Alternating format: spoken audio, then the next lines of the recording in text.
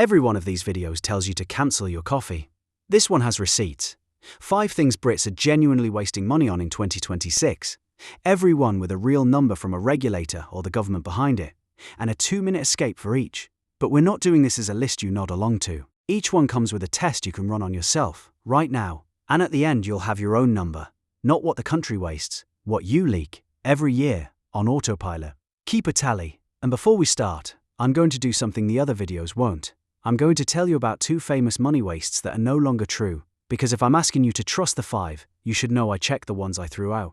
Number 5. The money you're paying for things you already stopped using, subscriptions. And I know, everyone says this, so here's the actual number. The government's own figures. British people spend £1.6 billion a year on subscriptions they don't want. 9.7 million live contracts that nobody meant to keep paying for. 3.5 million of them started as a free trial.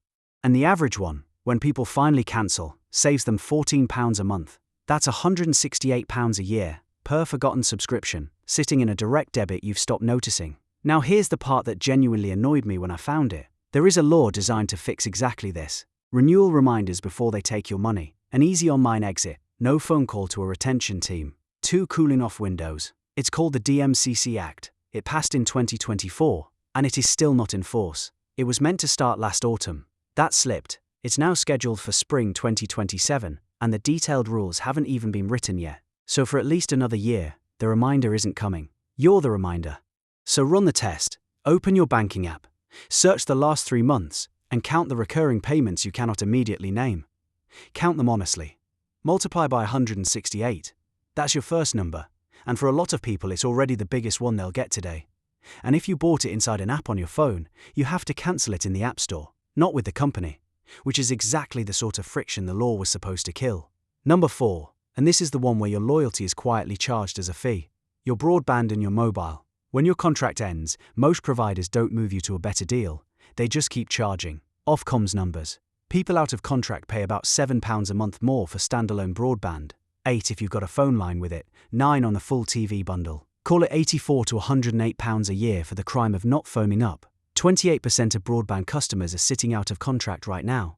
And there's a second one hiding in your mobile bill. If you're still on a bundled handset deal after you've finished paying off the phone, you're paying about £10.50 a month more than buying SIM only. £126 a year, for a phone you already own. But I promised you honesty. So here's the other half. This gap is closing, fast. That £7 premium was over £11 a year ago. Ofcom forced providers to warn you before your contract ends, and it worked. Recontracting jumped. And if you're on a broadband and mobile bundle, out-of-contract customers actually spend £16 a month less than in-contract ones, because the in-contract lot are still paying off handsets. So this is a real waste, it's just a shrinking one. Your test. Find your contract end date in your account portal. Passed it? Add £100 to your tally. Still paying a bundled handset deal on a phone you finished paying off? Add another 126. Then ring retentions and say the number a competitor is advertising. Number 3 is the one where you're not spending anything at all, and it's costing you the most. Money sitting still. Right now the Bank of England's base rate is 3.75%.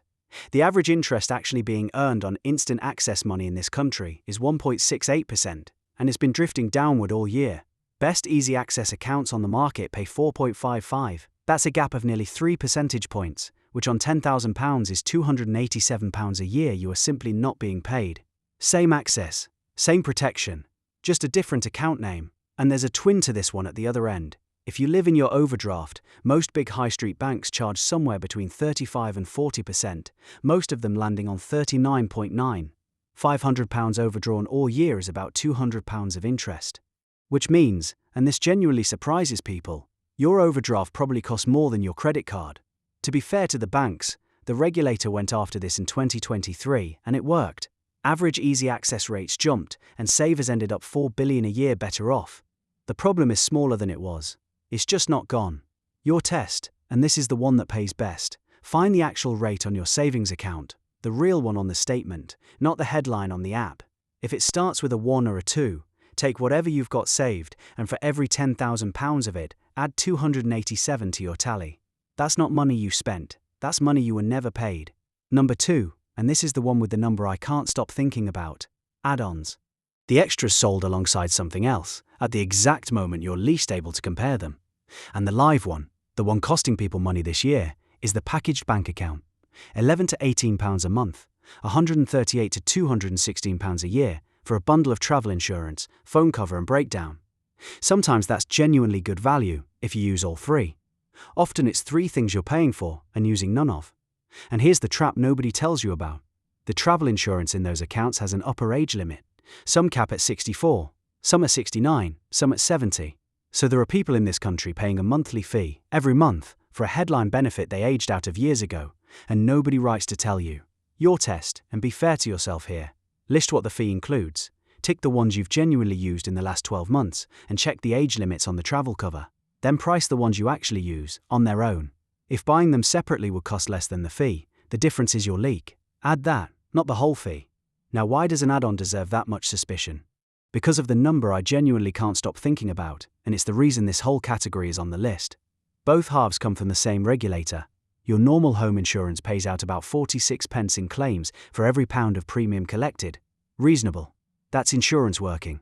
Now gap insurance, the add-on sold in the car showroom, the one they slide across the desk at the end, it paid out 6p in the pound. 6, and up to 70% of your premium went straight to the person selling it.